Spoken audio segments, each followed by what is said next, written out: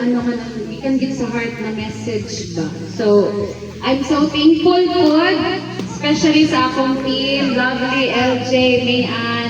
Despite sa challenges na nagikan ka ta sa Zell Salon from year 1, kabalo jud mo kung sa atong mga struggles, kabalo jud mo unsa ang mga rules and regulation na gusto natong mapasunod.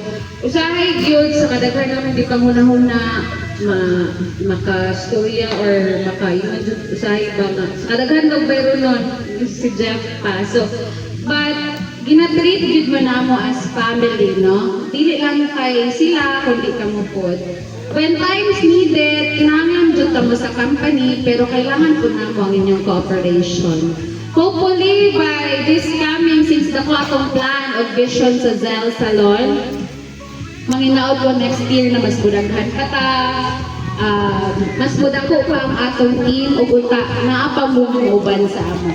Kay isa sa among mga vision ug goal sa Zell Salon, mo mga tagan o dako nga income, especially kinatanaw ginana ko everyday.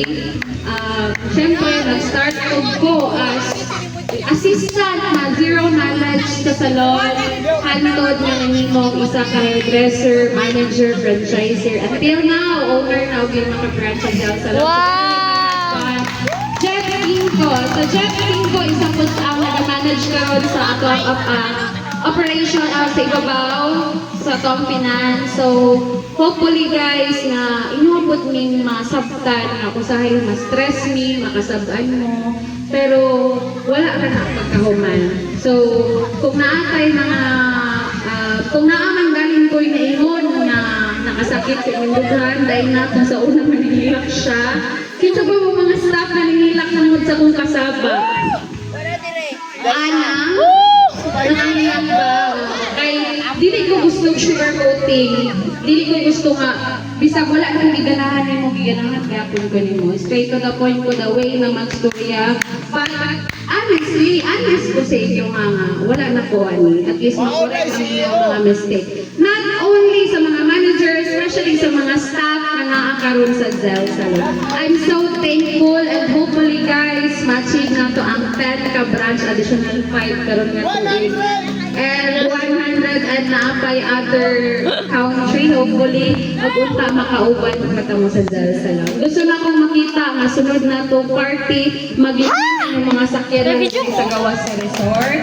Sana may kaugalingon nga balay, mga provide sa inyong pamilya. Isa sa among goal karon is para lang gyapon sa inyo ha.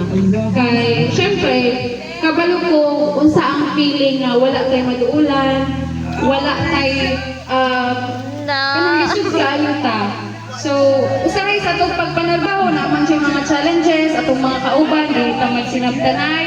But the importance is na atay communication, respect sa usag-usa.